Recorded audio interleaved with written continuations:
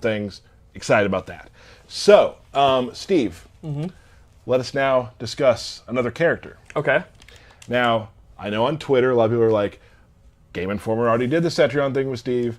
We still want to show everybody on the stream, for those who didn't see that, and for some things that we're going to show with Cetrion that were not discussed in the Game Informer. Yes. So, can we get a quick view of the character select? Look at this beautiful thing. The character select? We got to show this all but 2 characters. Yep. Right now, there are a ton of people on Reddit and all that. They're taking screenshots of it. They're obsessing over the order. What is the lore meaning behind? Right. They're going ham. I can hear them going ham right now. All right, so let's go over Cetrion a little bit. She is an elder goddess. One of the most powerful characters we've ever had. Certainly one of the most powerful playable characters in the history of MK. Okay. An elder god, if you will. Yeah, I mean, not if you will, she just is. Yeah, I know. Yeah. I know. She commands the elements and life. She is almost the opposite of Shinnok in a way, where he was like death, bones, demons, all that nasty stuff. She's like flowers, butterflies, puppies, Fire, rainbows. water. also fire and water, earth and wind. Yeah. You see that rainbow back there? She made that. She made that. She made that, right?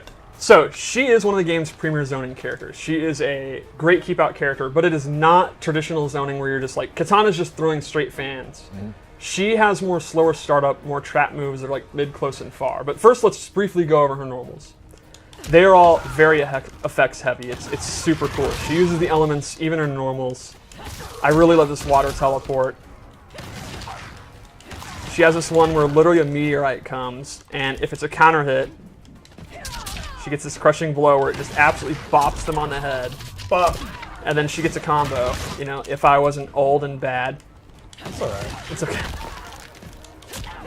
Even her hop attack is just bopping you over the head with a meteorite thing. Where does she get all these boulders? Well, when you're an elder goddess, you can conjure anything. No, yeah. Reality is at your fingertips. True. I've heard that.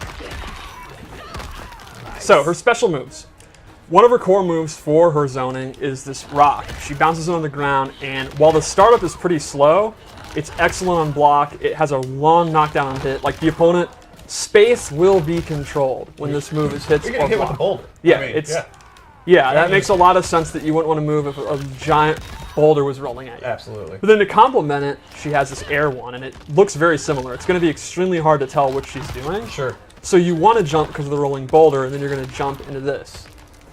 She also has this rock wall, and if she amplifies it, it's a great combo ender, and this can actually absorb projectiles. I was just going to ask, can it absorb projectiles? It can. And that is a crushing blow. When it absorbs a projectile. When it absorbs a projectile for the first time, you actually get the crushing blow. And again, once per game. Sure. It's also one of her key combo enders. Now, this is very interesting to me, because some that you sort of shark around for, you know, this one, you might be trying to do that when you shouldn't be doing it, because you know the first time you get a crushing blow. You might be throwing it up there and missing, throwing it up there. I mean, there's definitely some danger knowing you have to do it first try. Absolutely. So then she has her Hellfire Beam. She can do this in the air or the ground, and if she amplifies it, this is not tracking. It's close, medium, or far, but it's real juicy damage. Very, very hard to avoid.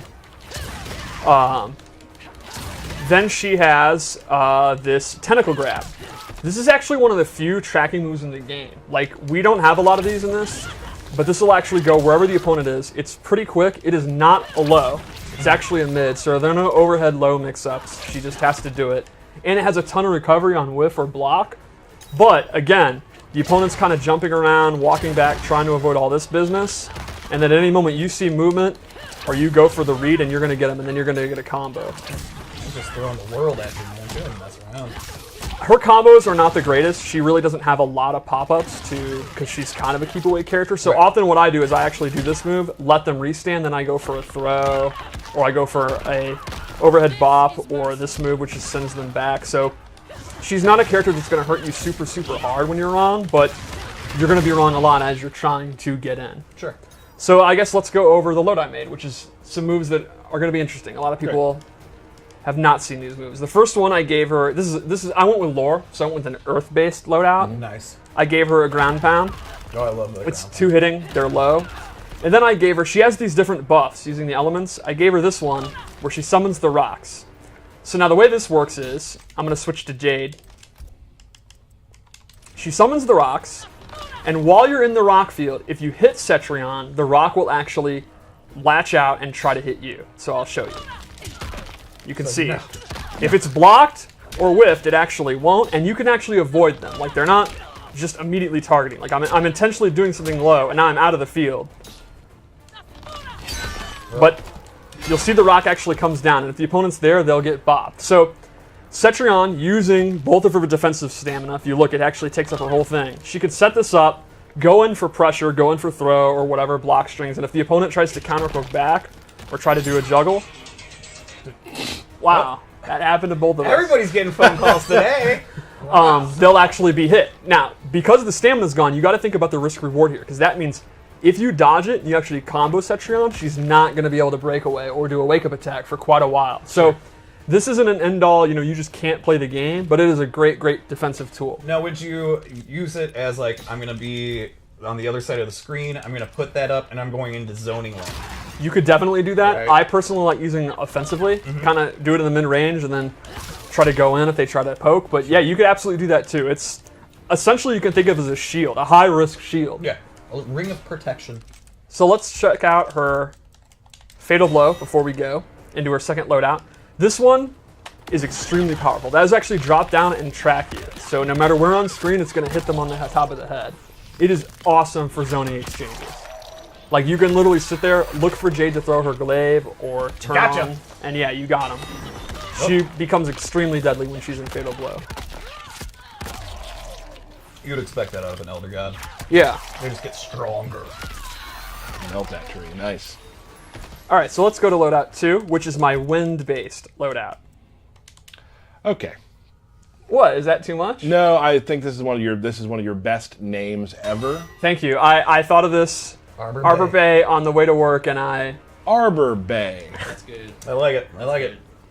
So now she's a little darker, right? A little more evil. I'm all in on her gear. I personally use this weird cosmic purple, like outer space looking thing that's really had it cool. on your TV earlier, I saw. Yeah. That's pretty cool. So the first move I gave her was this tornado.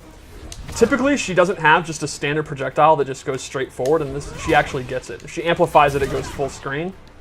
The really cool thing, though, is actually the pushback on block, because it is hella. They actually go way back. So They this almost is go as far back as they do when they get hit. So it is super good for keeping the opponent at bay.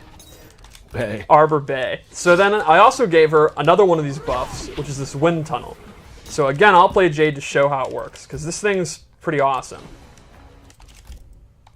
So while this is out, if Jade is on the outer edges, it actually slows down her movement, even her jumping. You can see it's like literally a barrier. And if you get to the center, you can move, but outside the edges, it's super hard to get in.